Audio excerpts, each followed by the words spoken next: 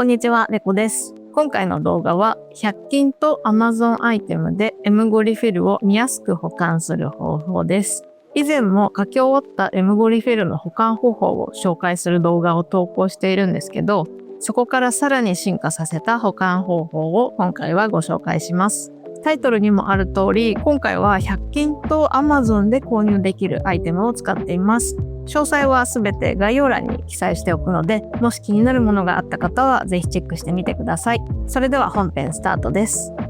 まず最初に新しい保管方法と以前動画でご紹介した保管方法2つをお見せしたいと思います。まず以前動画でご紹介したのがこちらですね。100均で買ったこの英語サイズの6穴バインダーのこの横幅を M5 リフィルに合わせて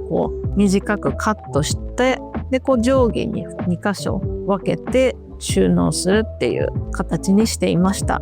今回ご紹介する新しい保管方法がこちらです。今回はもう M5 サイズぴったりで保管するっていう感じですね。この中身自体は普通に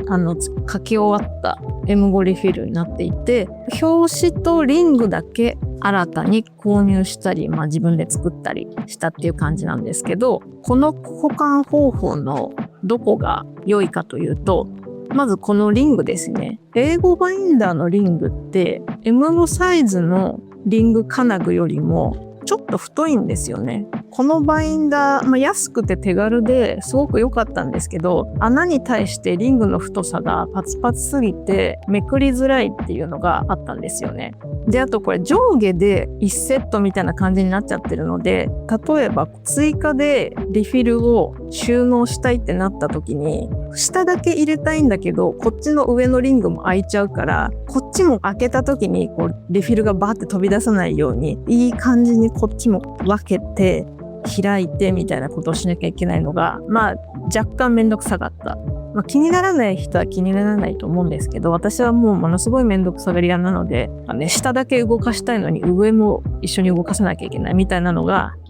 手間で、私は保管した後に去年の今頃ってどんなこと考えてたんだろうみたいなので、定期的に読み返したりとかしたいので、そうなってくると、ちょっとこの保管方法が、難点があったっていう感じなんですけど、それが新しい保管方法にしたことで全て解決されました。というのはこの上下一緒に保管するっていう形じゃなくても、この独立した一つのバインダーになったっていうのと、あとこのリングも英語バインダーと比べると細いので、開閉がスムーズなんですよね。突っかからずにペラペラってめくれるので、M5 の小さい穴でもスムーズに通ってすごくいいです。で、あとこのリング自体もこのリング径が20ミリあるので、かなりの枚数がこのリング一つで収納できます。っていうので、新しい保管方法に移行することにしました。私は個人的に手帳とか日記って書いた後に定期的に振り返ることに意味があると思っているので、読み返しやすい保管方法にしておくっていうのが結構重要なんですよね。なので、読み返さないよっていう人はこっちの方が安く抑えられるっていう意味では全然ありだと思うんですけど、私みたいに後々読み返したいっていう人は今回ご紹介するこちらの保管方法すごくおすすめです。ということで、新しい保管方法をどういう風に作ったのかっていうのと、あと道具とか使ったアイテムの詳細などもご紹介しようと思うんですけど、リングがこちらですね。これが10個入りで私が買ったのはだいたい650円ぐらいでした。で、あと私はシルバーが好きなのでこの色買ってるんですけど、他にもゴールドとか、あとピンクっぽいローズゴールドみたいな色もありました。まずこれが1つ目。で、2つ目がこちらですね。ダイソーの軟質カードケース A7 サイズです。ダイソーじゃなくてもいいと思うんですけど、柔らかいカードケースの A7 サイズが M5 リフィルにはぴったりなので、このサイズを購入してください。で、ちょっと他のセリアとかキャンドゥとかだとわかんないんですけど、ダイソーのは A7 サイズが2枚入りで110円で販売されてるので、表紙裏表でちょうど1セット買えばバインダー一つ分作れるっていう感じになってるので、それもちょうどいいなと思います。これが2つ目のアイテムで、あとはカードケースの中に挟んでいただくお好きな紙ですね。これも A7 サイズで A7 サイズぴったりで売られてる紙ってあんまりないと思うので、A4 サイズとか大きめのサイズのものをご自身で A7 サイズにカットしていただくっていう形になると思うんですけど、表紙に挟む好きな紙を用意していただくって感じですね。ちなみに私が今回使うこの用紙は、フランスのキャンソン社っていうところが作ってるミタントっていう厚紙ですね。このミタントの私はタバコっていう色のを使っています。必要な材料はこの3つだけですね。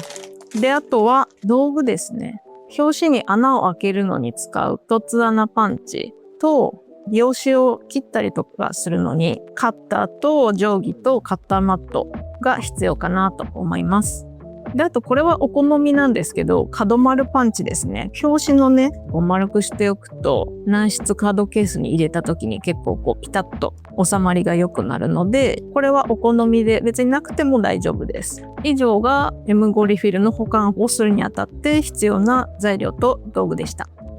で、ここからは新しい保管バインダーに移せてないリフィルがまだこれだけあるので、実際に表紙の作り方とかね、説明しながらセットアップしていこうと思います。じゃあまず最初に軟質カードケースですね。袋から出すとこんな感じで2枚入ってます。で、この中に入ってる紙も出してもらって、この中に挟む紙を切るときに紙を台紙として切ると、いちいち定規とかでサイズ測らなくて良いと思うので楽かもしれないです。で、作り方というほど難しいことはしないんですけど、お好きな紙を軟質カードケースに挟んで、で、このケースがね、ちょっとここが余分に出ちゃってるので、ここカットして、で、穴開けて、で、リングに表紙と書き終わったリフィルを挟むっていうだけなんですけど、私はね、ちょっと見栄えを良くするために角丸をしていこうと思います。なんかね、この角丸パンチ、結構な確率でミスるんですよね。ほら、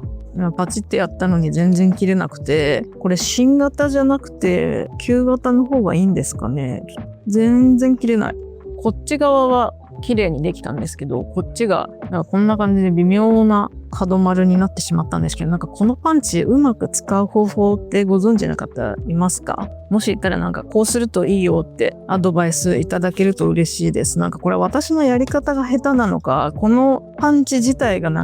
不良なのか、そもそも商品自体があんまりなのかわからないんですが、いやでもこれめっちゃ持ってる人多分いると思うので、商品自体が悪いってことはないと思うんですけど、私のやり方が悪いのかな。とりあえずこの角丸をしたらカードケースに紙を入れます。で、この時に表紙可愛くデコったりとかするのもいいかなって思うので、デコりたいっていう方はこの段階で先にシール貼ったりとかしてからカードケースに挟み込むのがいいかと思います。はい、こんな感じで2枚とも紙を挟んだら A7 サイズの紙に対してちょっとこのカードケースが余分に余るんですよね。ここは別に切らなくてもいいと言えばいいんですけど、リングに挟んだ時にね、穴の位置から幅が広くなるとちょっとめくる時に突っかかりやすくなるので、私はもう A7 ジャストサイズに切り落とすようにしています。この時に一発で切ろうとすると変に力が入って定規が曲がっちゃったりとかするので、何回かに分けてスッスッと切るようにした方が曲がらなくていいと思います。こんな感じで切れました。で、そしたら次は表紙に穴を開けていくんですけど、お手持ちの M5 リフィルを使って開く方に穴が開くようにします。これ穴開けるときに位置がずれないようにリフィルを固定します。これ私クリップ使ってるんですけど、マステとかでも全然いいと思います。で、あとは穴の目印に沿ってパンチでひたすら穴を開けていくという感じですね。結構これ中に紙も挟んでるので、開けるときちょっと力がいるかもです。ので、両手でやった方が安全かなと思います。こんな感じですね。で、これ私今、うっかり忘れてたんですけど、これってリング3つしかないので、ここの表紙を穴5つ開ける必要なかったんですよね。なのでちょっと次からは3つだけ開けようと思います。こんな感じで開け終わりました。やっぱり5箇所開けちゃうより3箇所だけにしといた方が見栄えがいいかなと思うので、こっちは裏表紙にして、こっちは目立つ表にしようかなと思います。で、これで表紙が完成したので、あとはこのリングにひたすらリフィルを通していきます。で、このリングがこんな感じで全部いっぺんに開けられないので、ちょっとそれだけ面倒なんですけど、こんな感じで開いたら、表紙と裏表紙をセットして、で、あとはもうこのリフィルを入れていきます。こんな感じで完成しました。このリフィルが去年に書いたリフィルなんですけど、だいたい私の場合はリング2本で1年分みたいな感じですかね。リング自体が細いので、めくるときも突っかかりにくくていい感じなのでおすすめです。ただこれあれですね、今思ったけど、軟質カードケースめっちゃピカピカ反射するので、動画撮りながらみたいなやつだと映り込み注意っていう感じではあるんですけど、かなりいい感じなのではないかなと思います。今回私は汚れ防止のためにこのビニール素材の軟質カードケースに紙を挟んで表紙にするっていうやり方してるんですけど、別に汚れとか気にしないよっていう方であれば、ちょっと厚めの紙使って表紙作るのもありだと思います。私のように汚れを気にする方はカバーとして軟質カードケースつけてもらうのが良いかなと思います。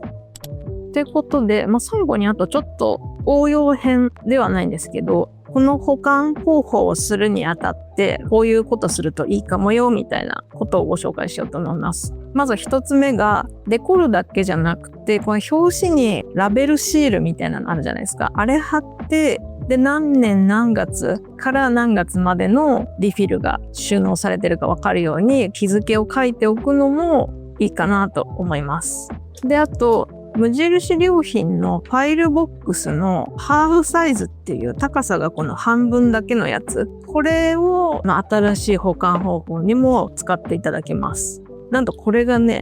こんな感じで見てください。シンデレラフィットなんですよ。ちょうどこの幅もぴったりだし、高さもこんな感じですっぽり収まるので、無印のこのファイルボックスって上にどんどん積み重ねられるようになっているので、これバーって一列に保管していくじゃないですか。これがいっぱいになったらまたもう一個同じボックス買ってこの上に積み重ねればハーフサイズじゃなくて通常の高さのファイルボックスと同じ形になるので、本棚とかに置いて収納するときも結構規格が揃えやすくていいんじゃないかなと思います。で、あとは、この保管方法は、これをもうそのままM5 システム手帳として使ってしまうのもありかなと思います。最初からこういうちゃんとした1万円以上する革のカバー買ってしまうと、実際使ってみたらやっぱりちょっとサイズが小さくて私には合わなかったみたいになった時に、やっぱりね、もったいないと思うので、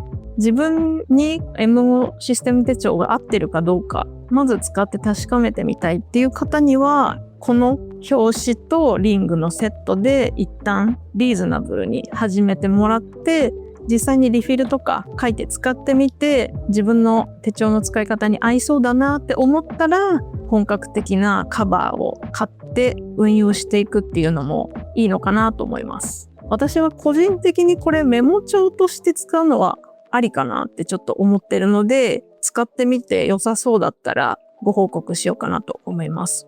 あと、これをお試し用のシステム手帳として使うのにおすすめな理由として、リング径が大きいので、ここになんとユニピーがこんな感じですっぽり収まるんですよ。これめっちゃ良くないですか？これだけで持ち運びするのもいいと思うし、あとここね、ユニピーだけじゃなくて、カベコもぴったりですね。ただカベコはクリップ付きじゃないと多分抜けちゃうんですよね。今これクリップついてる状態でギリ止まるって感じなんで、多分ちょっと振るとこんな感じで飛び出ちゃうので、クリップ付きであればちょうどいいサイズでこのリングの中に収まってくれるので結構いいかなと思います。逆にね、隙間が大きすぎて細めの軸のボールペンだと普通にこれすり抜けちゃうので、クリップで留めれば抜けちゃうことはないんですけど、結局ここがね飛び出ちゃったりとかするので、ここのリングの中に収めるっていう意味だとユニピーとカベコがおすすめですっていう感じでね、リフィルの保管だけでなくシステム手帳として使う場合のねおまけ情報なんかをちょっとお伝えしてみました。はい。ということで、以上が100均と Amazon のアイテムで M5 リフィルを見やすく保管する方法でした。前に紹介した保管方法ももちろん良かったと思うんですけど、そこからさらにアップデートできて、個人的にかなり大満足しています。書き終わったリフィルの保管だけじゃなくて、メモ帳としても使えるのが、この保管方法のいいところだなと思います。もし参考になったよとか、他にもいい保管方法があるよっていう方は、ぜひコメントで教えていただけると嬉しいです。また、今回ご紹介したアイテムは概要欄に詳細をまとめているので、もし気になるものがあった方はぜひチェックしてみてください。このチャンネルでは今後も M5 システム手帳や記録に関する動画を投稿していく予定なので、興味がある方はぜひチャンネル登録していただけると嬉しいです。それでは最後までご覧いただきありがとうございました。また次回の動画で。バイバーイ。